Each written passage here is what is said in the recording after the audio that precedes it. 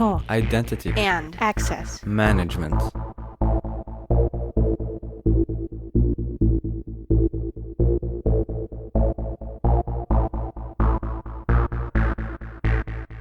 Welcome to the Identity at the Center podcast. I am Jeff, and that's Jim. Hey, Jim. Hey, Jeff. How are you doing? I am sitting here in awe.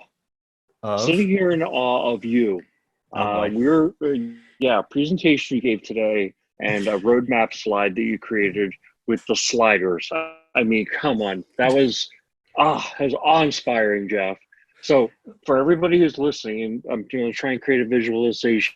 There was a Gantt chart type roadmap, and a couple of the projects on the roadmap were set on these sliders, arrows. You basically can move the project back and forth.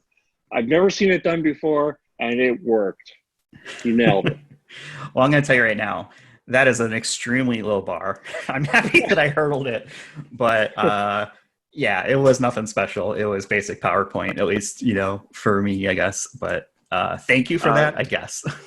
You just keep stepping it up. But I'm also in awe because we have a really great guest today. So why don't you go ahead and introduce him? Yeah, so we were talking a little bit before we, clicked the record here button of kind of how to introduce him. I'm going to call him an Identity and Access Management Knight of the Old Republic. I'm going to reach back into my Star Wars there.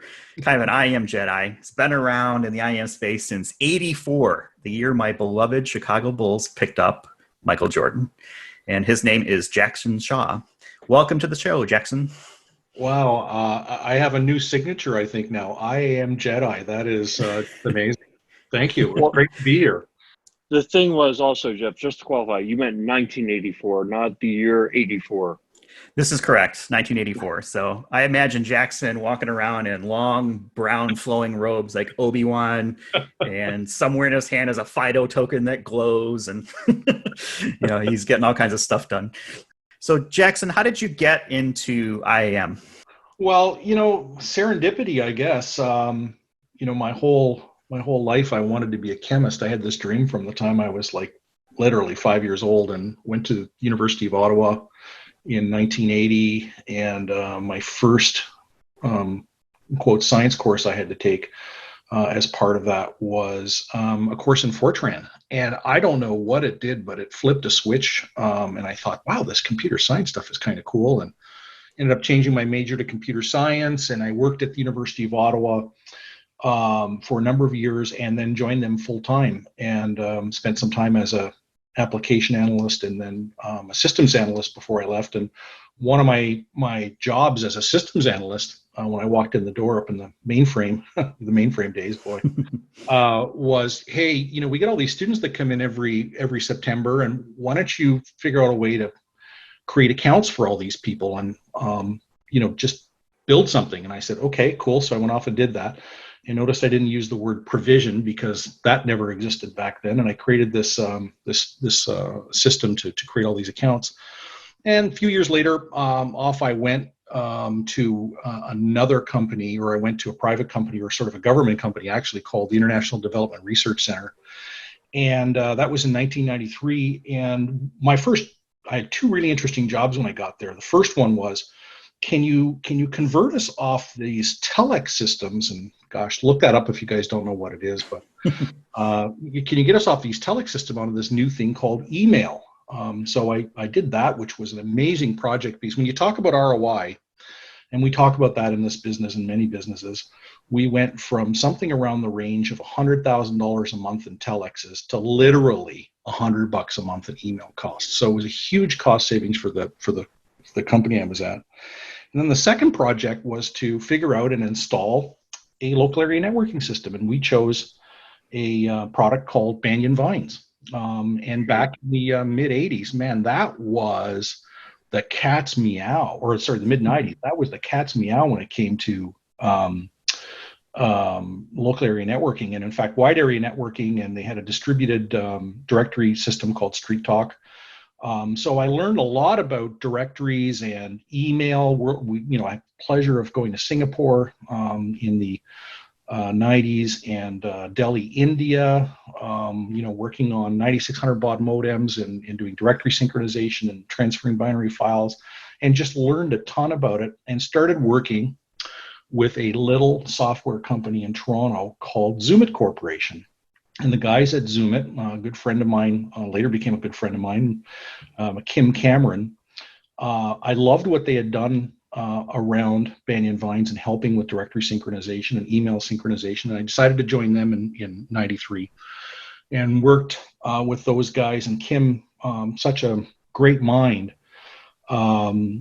we basically ended up selling the company to Microsoft in 99. And Kim stayed at Microsoft. He just retired. So he'd been there quite a long time, a luminary in what became the identity and access management business. And I joined Microsoft in the summer of 99, actually right about now in 1999, to help launch this product called Active Directory that nobody had heard of. And the folks that had heard of it thought it was, not going to scale, not going to be enterprise ready. And, fast forward to, 5-6 years later, but fast forward to today, and nobody has any of those doubts. So I helped launch Active Directory. I managed, I did product management for both the identity management product, which was the Zoomit product, and also worked with the security guys a lot, and got involved in biometrics at Microsoft in the very old days. And after sort of launching 3 versions of Windows Server, realized that things weren't going to get any more interesting for me. And I left and I went with a small company called Vintella in Utah, who had basically built a pile of good software that integrated Unix, Linux, and Java systems with Active Directory for Kerberos single sign-on and really easy account management. And you get away from the whole aspect of having to synchronize things. Everything was just done by the Active Directory login in Kerberos. So if you disabled somebody on AD, they didn't have access to the Unix and Linux systems. I mean, that was brand new, earth-shattering kind of technology back then. What a novel concept, right? Yeah, what a novel concept. And we got acquired, 6 months later, again, this time of the year in 2005 by a company called Quest Software. And I worked for Quest in various incarnations for 13, 14 years. Got to acquire 13 or 14 companies in many different areas like XACML, privileged account management, web single sign-on. I mean, the list goes on. Built some amazing products, worked with some amazing people. And, we got bought by Dell. We got spun out by Dell. Went to Francisco Partners for a while. And, finally sort of got tired and took a break from them and went on to a security company, which first time I ever worked in a security company at ForcePoint. I had a great experience there and left them. And now I'm kind of in between things, realizing that I want to get back into IAM, but it's been a long road. The other thing I'll just mention is, when I joined Zoomit, I joined as their VP of sales, I had great personal skills. I think I still have great personal skills. I honestly talked to my wife, but the funny thing was, it was such new technology that I spent all my time talking to customers, typically about what was wrong, and they were telling me what was wrong about the software. So I got into product management, kind of as the guy who was speaking to the customers and being the voice of the customer and trying to rationalize with Kim, who ran engineering, what things should be built. So I ended up in product management through that, but the identity thing, a long kind of history of just working with some amazing companies and being at the right place at the right time and surrounding myself with smart people. I always tell people who are new, work with people that are smarter than you. Don't be afraid of being challenged. It helps to bring you up and helps you think about these things. And I just stayed in IAM except for a little break with security, which was thoroughly positive. But it's been, as I said to you guys the other day, I've been in this since, as I put it in quotes, Christ was a corporal. Long before we talked about something called identity and access management, and at Zoomit, we released this thing called Zoomit Via, which was a meta directory. That was kind of the start of the whole IAM business. We got acquired by Microsoft in June or July of that year. Burton Group had a Catalyst conference in Lake Tahoe, and Nick Nichols from Novell, good friend of mine, came out at that, and they released DirectXML. And to me, that was kind of the whole start of we might have been the catalyst, but but that conference, the Burton Group conference, in Lake Tahoe, I think was the start of IAM, and that would have been in 2005. So despite being in it before that, I think 2005 was really the year that IAM really came to the forefront. That's funny because I got into IAM, I think it was around 2003. And my first, and I didn't even know what IAM was. I literally got into a project, had a bunch of applications I needed to pull together into one username password per person, and found out that there's this thing called identity and access management. Yeah. We wound up implementing Oblix. Sure. Yeah. It was, and unlike a lot of identity management projects at the time, it was ginormously successful. And so Oblix got purchased by Oracle. Yes. Oracle was like, hey, man, we want you to go around and say how great our software is. So we're going to send you to all these conferences. And I was like, all right. I mean, this is an opportunity to kind of develop my career. I never spoke at conferences and everything. And I was going to, I remember in 2006, I went to one called Digital ID World. And I got exposed to Kim Cameron's Laws of Identity, and it was a major hit. And what I really loved about the industry was that it was just like philosophical conversations about what is identity, and how should things be done. I mean, it wasn't all down the weeds of like our technology limitations at the time. Obviously, that's kind of the underpinning of where things were back 15 years ago, but it was also thinking about where are things going. And I mean, it was wide open spaces. I just love the idea that technology, within this space of, managing identities and managing access could become such a philosophical conversation. It truly is amazing. I mean, you think of it now. I mean, any of us that do product management or are involved in IAM companies or in the business know that this is a multi-billion-dollar business. Well, it wasn't. It was $1 million business, and then a $2 million business, and then as you mentioned, Oblix and many other company names that folks have probably forgotten or never even heard of. Built this into something to solve a lot of customer problems, and still going on. But now it's easily a multi-billion-dollar market, and it all started back then. I mean, Netscape was really important in it. The conversion or the sea change around things like X400 and X500, which I was madly in love with, and that being surpassed by things like LDAP and TCP/IP back in the 90s, and what Tim Howes did at University of Michigan, for example, and then what Netscape picked up on. I mean, those were amazing, liminal moments in this business that changed things forever. I learned that, just because something's a standard doesn't mean that it actually solves problems that people want to pay money for. That was probably one of my early learnings from all that.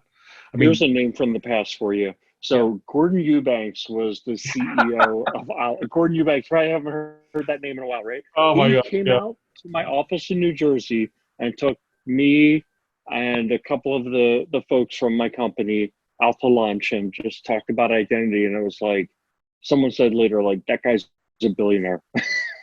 Like he is really a successful guy within this space. And it's like, he was so down to earth, such a cool guy.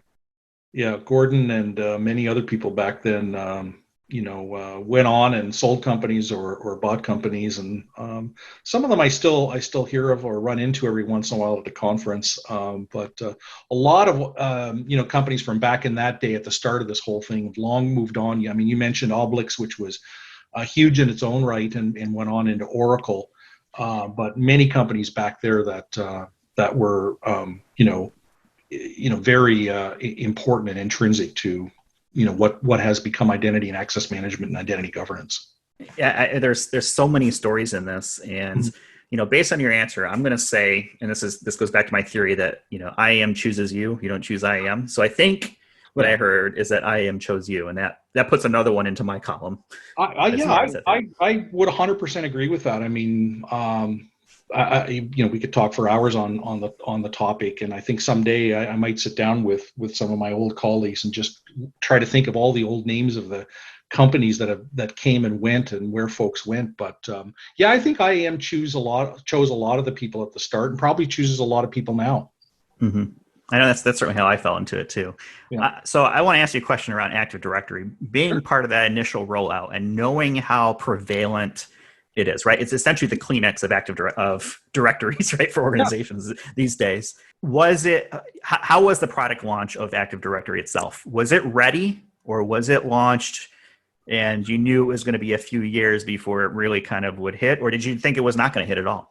Right. Well, look, I'll give you a little bit of history on that.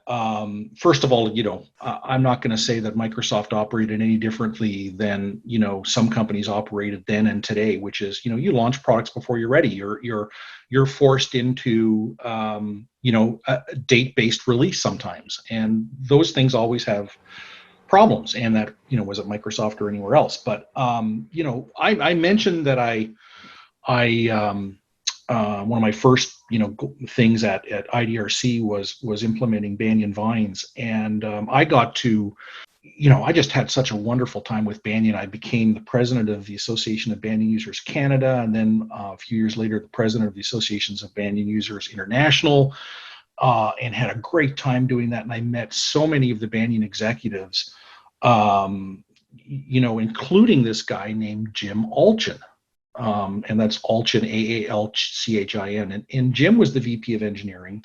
And it was a few years later that there was this big crisis at Banyan because Jim was lured away by this guy named Bill Gates and brought in specifically to get NT and Active Directory and other things out the door, which he did. So when I went to Microsoft, I got to run into Bill. I got to run into Bill, but I got to do a couple of things with Jim. And Jim was one of the key guys behind Street Talk, and he understood directories and some of the issues around that. So I think between Jim and many of the other great people that I met there, Peter Houston and all the wonderful folks there. Of course, Kim was there, and he, I think, was instrumental, not just with Active Directory, but everything we did afterwards. It was interesting to launch it. I mean, the thing to me that I remember most was, first of all, it was launched with Windows 2000, which was an incredible event. In San Francisco, was unbelievable. And then, with Active Directory, we had so many people back in 2000, 2001, 2002, and then the tide started to change. Large companies who were like, there's no way this can take the place of my Sun LDAP directory. I'm sorry, we can't rely on it. There's no way it can scale. I'll mention Washington Mutual because they're out of business now, but I remember doing a scalability test with Washington Mutual in Seattle, where we scaled to 60 million users. We could never get Active Directory to fall over. In fact, what was falling over were the web servers in front of Active Directory that just couldn't handle the load. So we proved pretty quickly that it was scalable and geographically dispersible, and the whole ball of wax around it. Were there problems? Of course, there were original problems. The security boundary and the global forest and all that kind of stuff that happened afterwards. But in all honesty, one of my big jobs was doing customer briefings, and I would get laughed out of customer briefings, and people just wouldn't believe that it would work. And here we are now, and it's the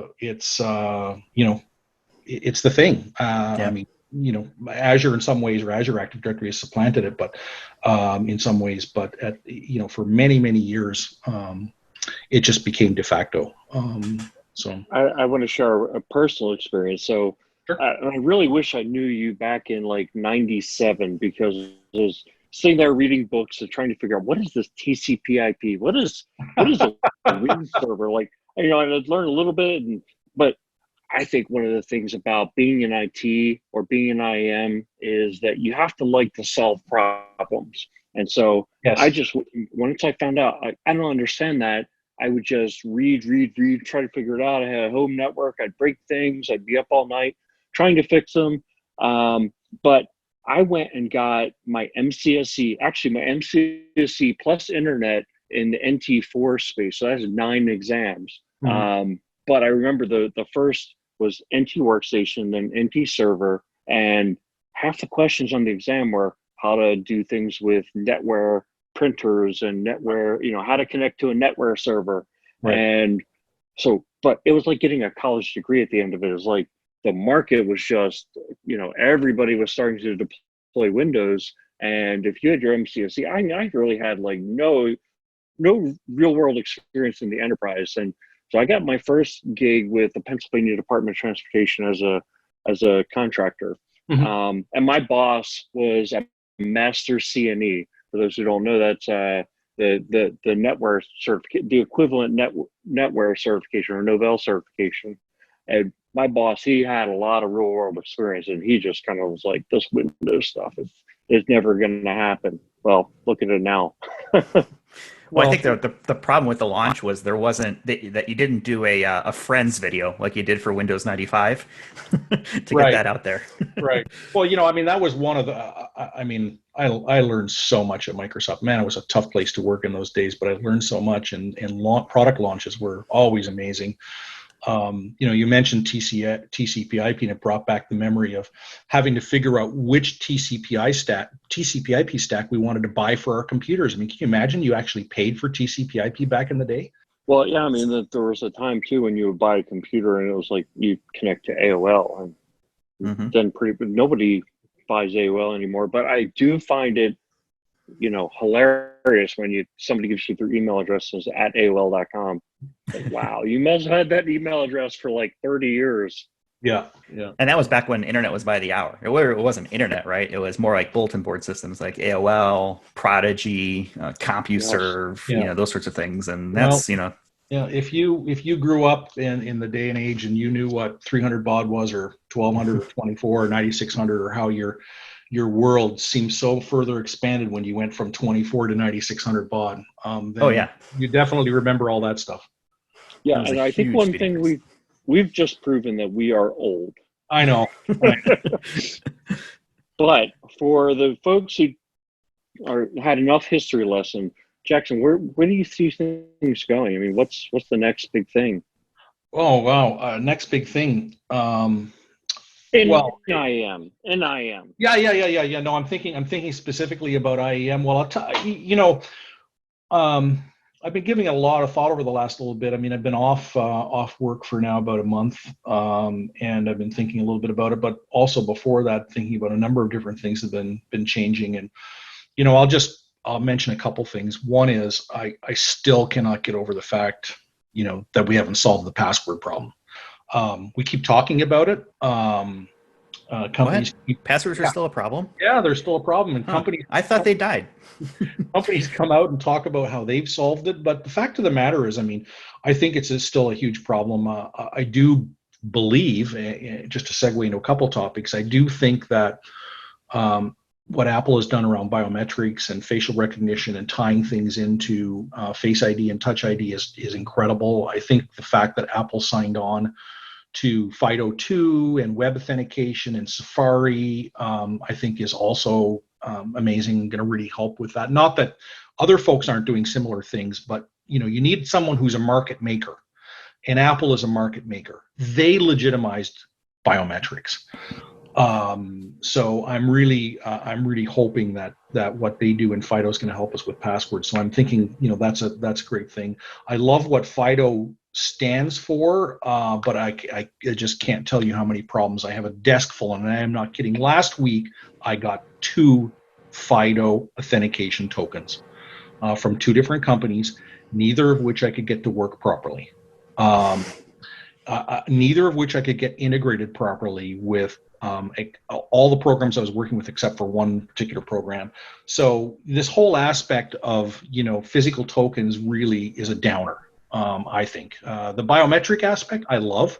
So I'm just supremely hopeful that Apple continues down the road and helps solve some of these problems.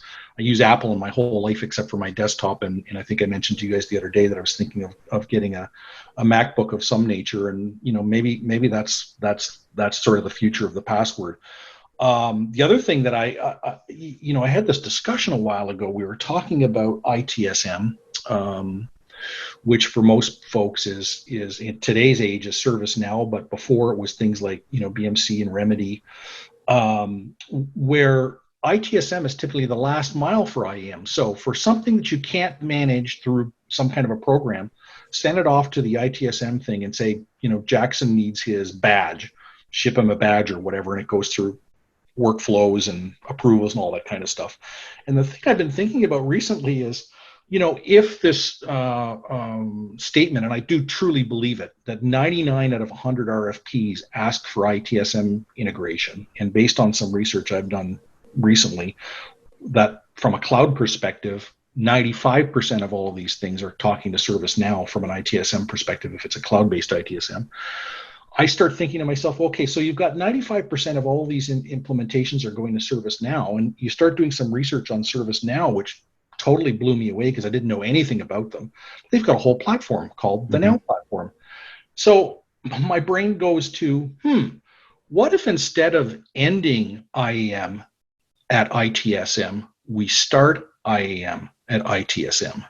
Because the Now Platform has got connectivity capability, it's got protocol capabilities, it's got now has things like AI and ML, and some of these other concepts that many IAM and IGA companies are working on. Maybe things can start with ITSM. And what I was saying earlier about things like ServiceNow or Remedy is they're all workflows.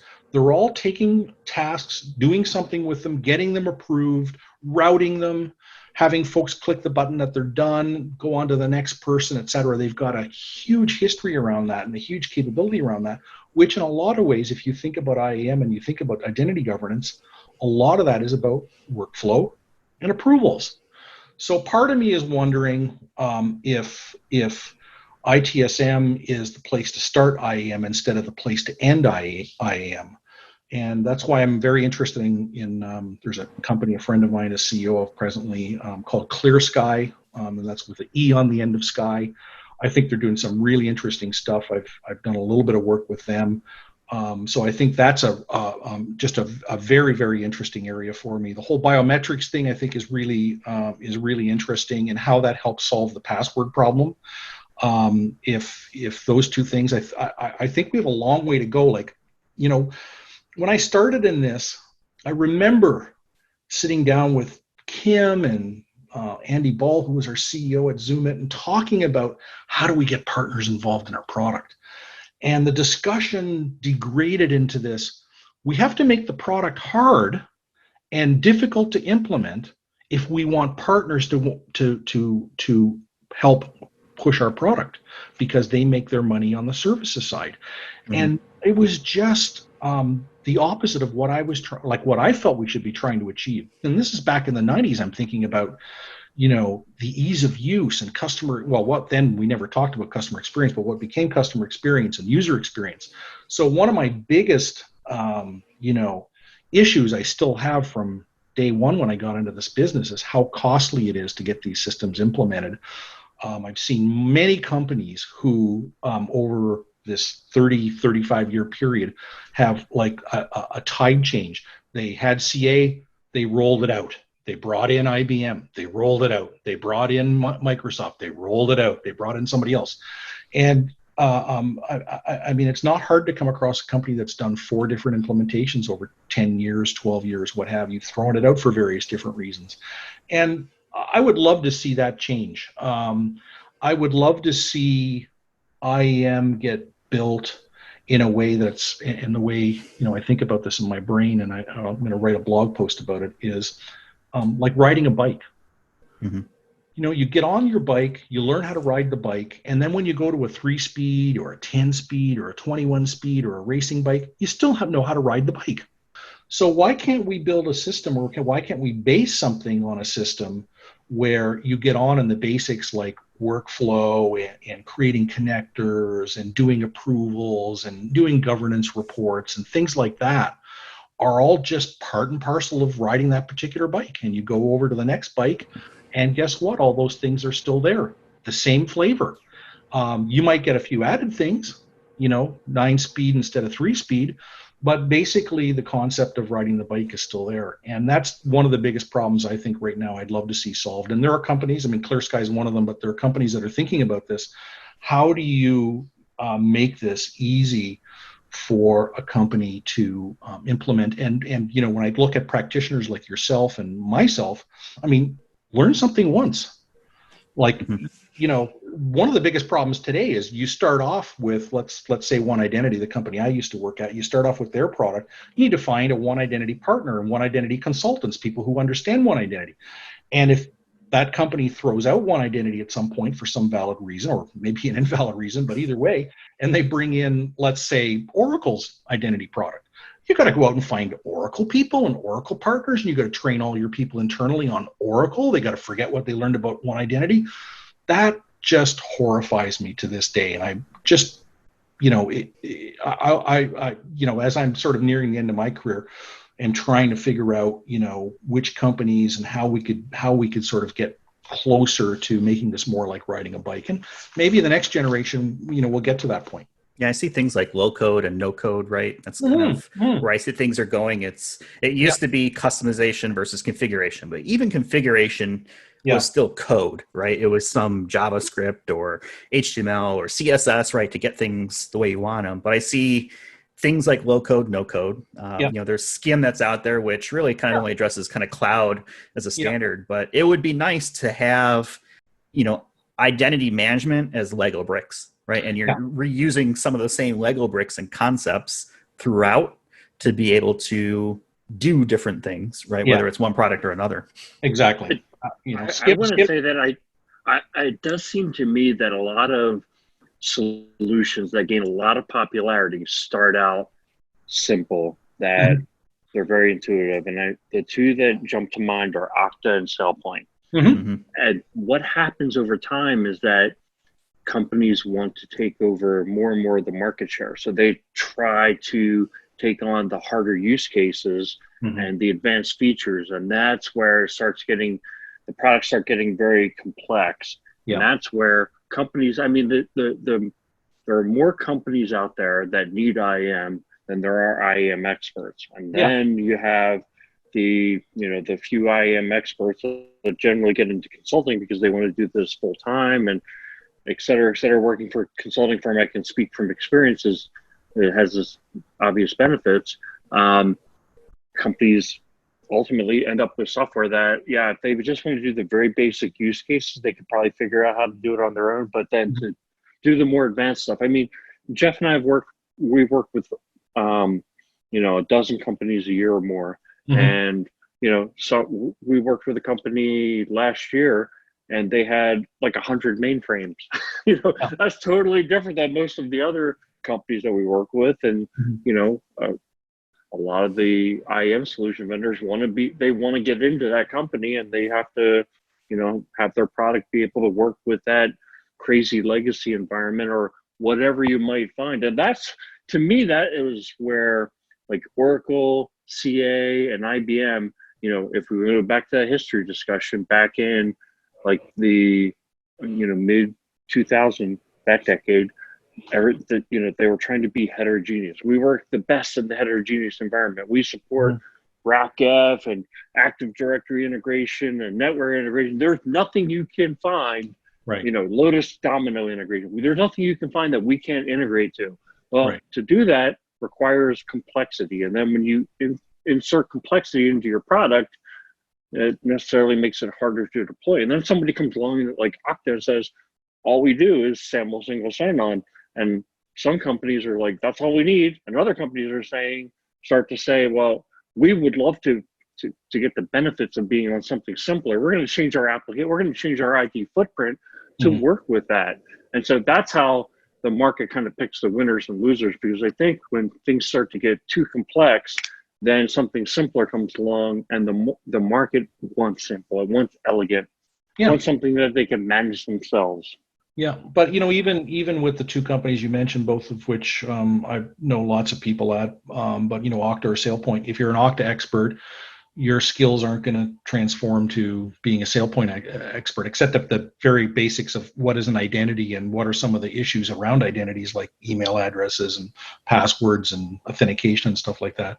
But if somebody wants to move from SailPoint to something else, there are a lot of issues involved, and the partners you worked with aren't necessarily the partners that are going to help you with the new company, and your staff have to all be retrained, and your operational procedures are all different. And what I'm trying to get to, or what I'm trying to think of, or believe, is that we get to a point where folks are using a platform that they already know how to operate and run on a day-to-day basis. They already know how to customize, and their end users are already familiar with it. And I think, back to your point about Lego and reusability, and we get to that point, I think we'll be in a much better place. I mean, things can be complicated, but if you can reuse skills and your people are familiar with it, and you can have citizen developers, right? This low code, no code thing has been leading to this term called citizen developers. I think that's when our industry will get to go through a change. I mean, there will always be the companies, like you mentioned, that have 300 mainframes and are going to be tough to work with. There's no question that we're going to have that.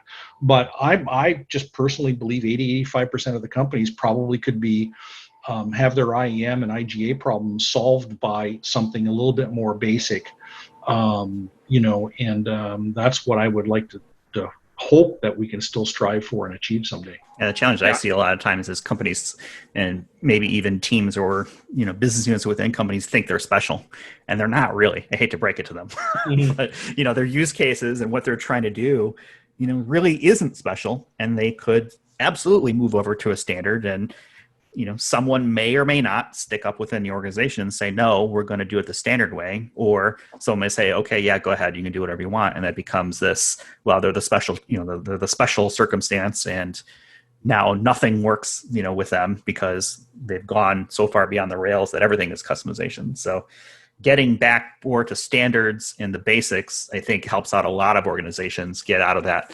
stuck and being in that rut, of too much specialness that really isn't warranted. Yeah, and people make career decisions, right? And so for them to make a change, a lot of people think that's a slap about their decision, or it's an impediment to their furtherance of their career. And you get a lot of, this is the 8th layer of the ISO stack, right? You get into politics and things like that, and it's difficult sometimes to make these changes. But like I said, let's see if we can persevere and move forward. Another thing that I see a lot, I think, with what you're bringing up, Jackson, around the platform. Platform is the center. The platform is the killer app. Yeah. So the platforms that come to mind for me, you mentioned ServiceNow. Salesforce is the other one that I see as being the big. And both of those platforms now have identity management options. We'll just call them options, right?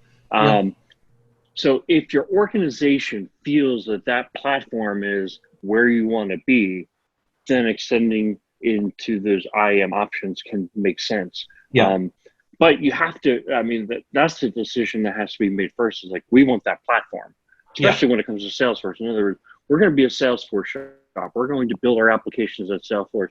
And we'll go to a best of breed as the exception case. But first choice is, can we use Salesforce to do that? If the answer is, if that is your strategy, is around using the platform, then I think that you should look at IAM in the same way.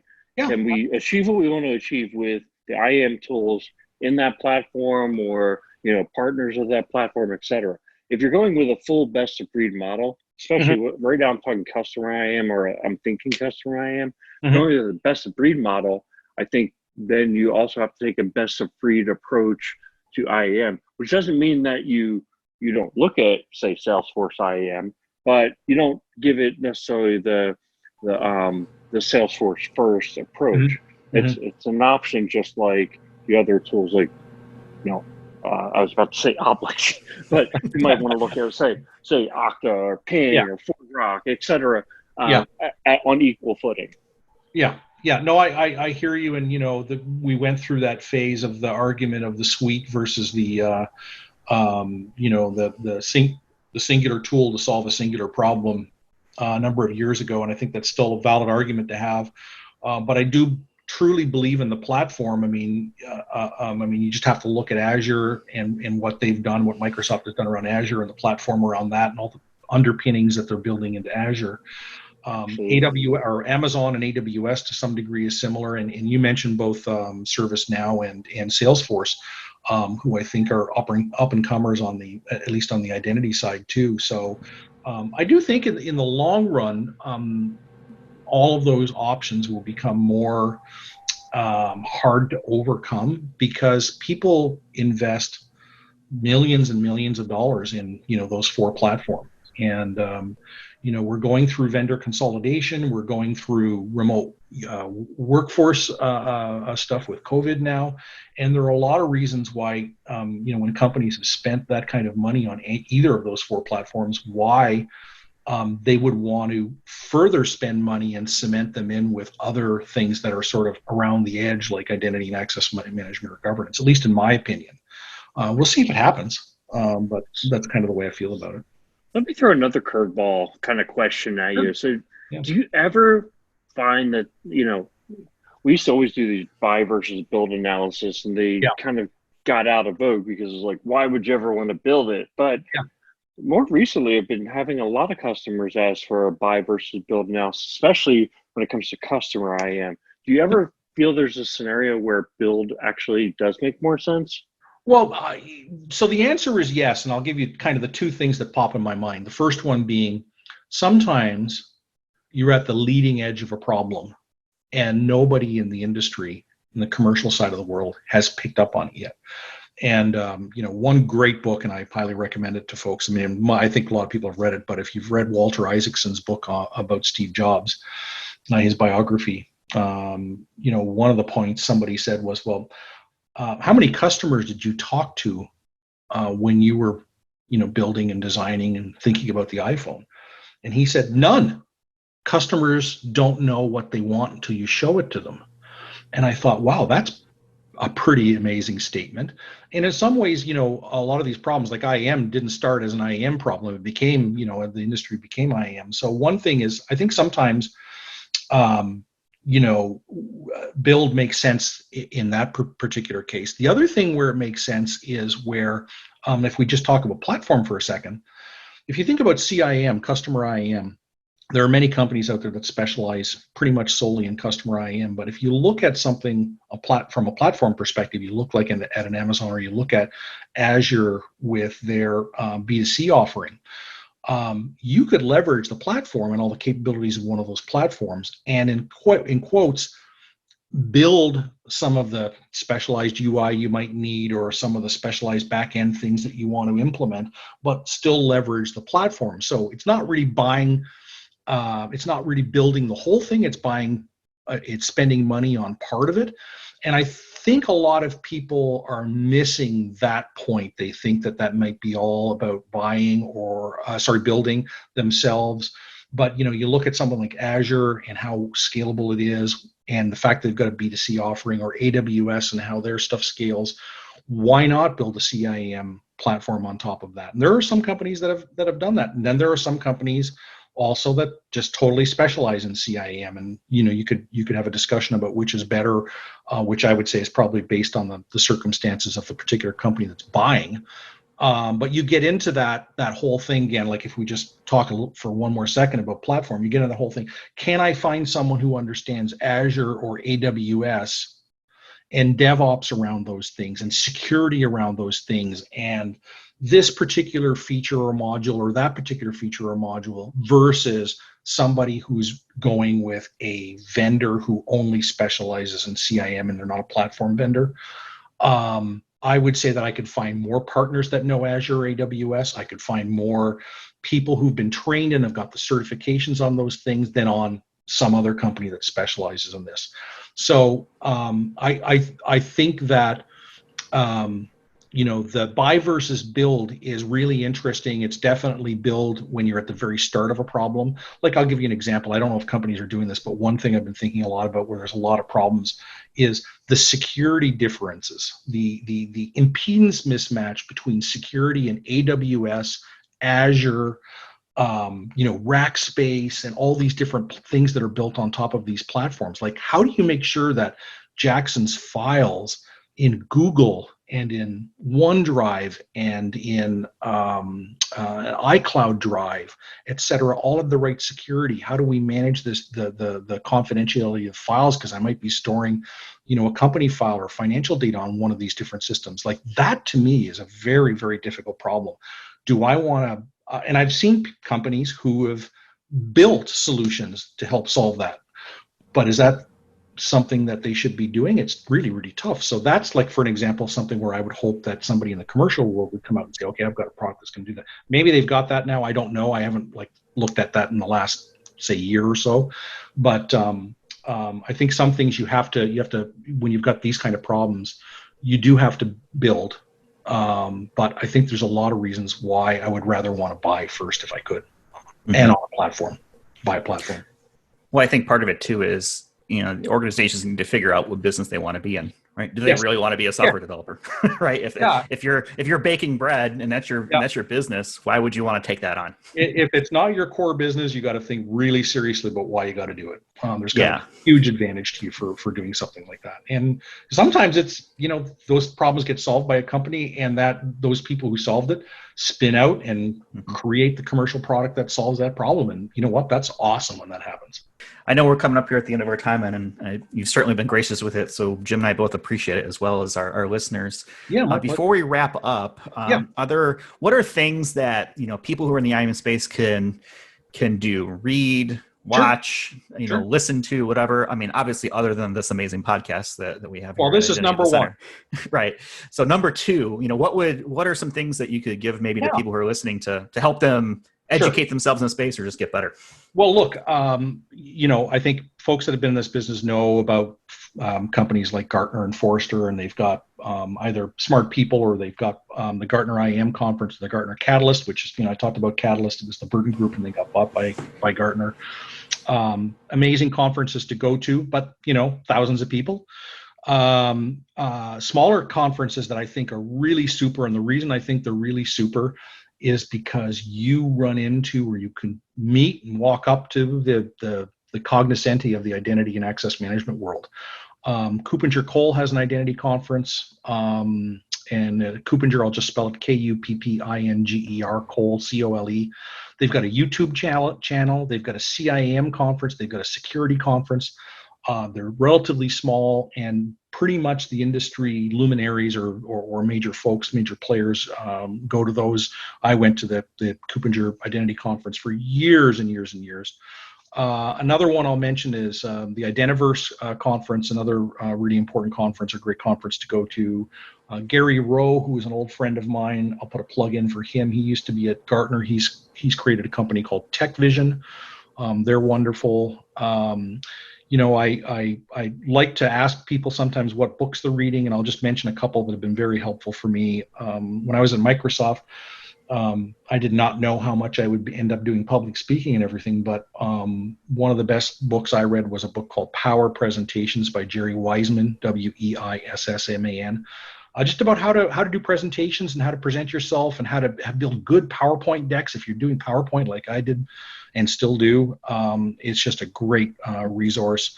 And if you work with people, there's a great book I just finished called Surrounded by Idiots by a guy named Thomas Erikson, Erikson. And, one of the things I learned was that people are different in the way they communicate and absorb things. And Surrounded by Idiots is all about teaching you about the folks that are around you and how to teach or speak to them in the language that they need to hear you, so there's not an impedance mismatch, which is really cool. It was very helpful for me in many ways.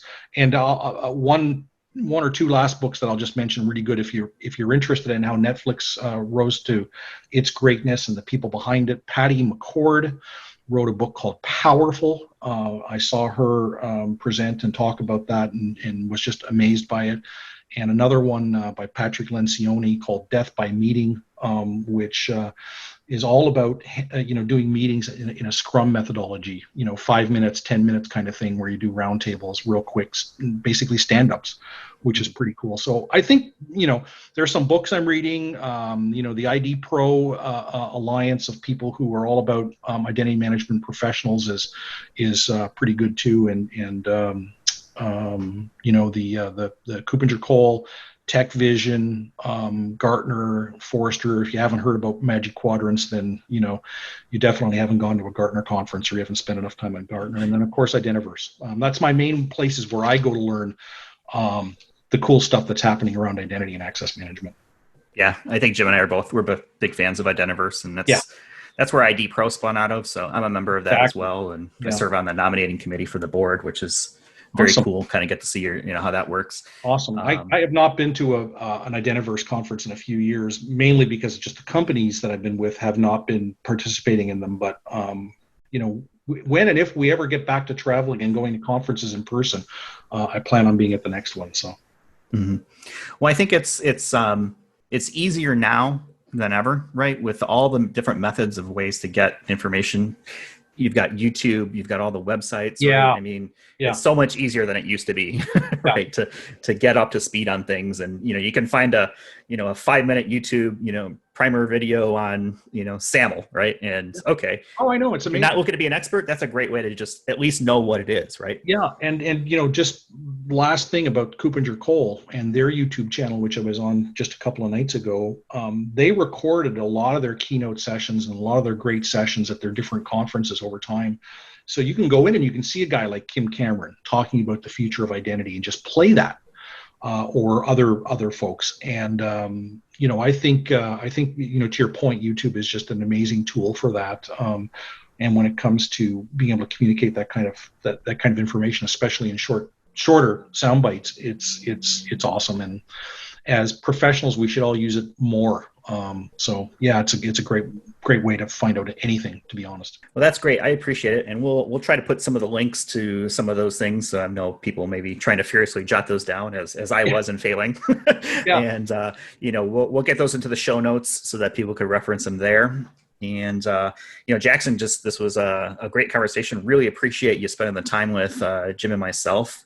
Is there anything that you want to kind of close with before we wrap it up?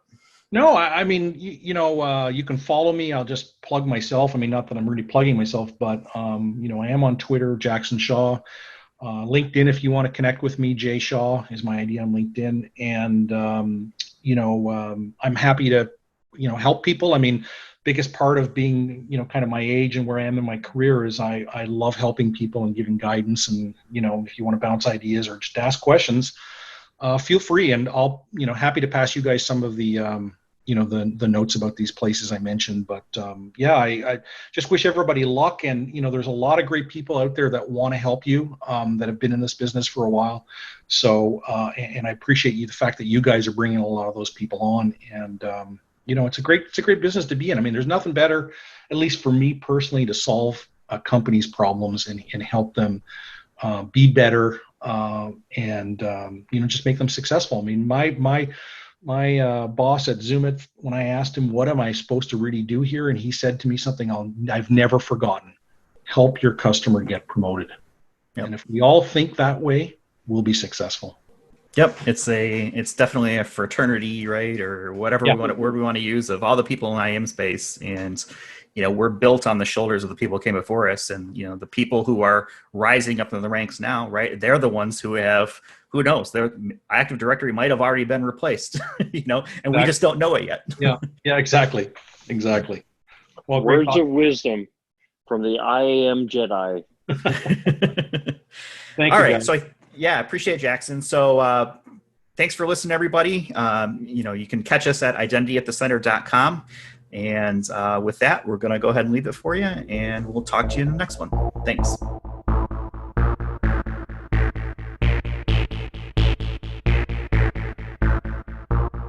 You've been listening to the Identity at the Center podcast. For more episodes, visit identityatthecenter.com.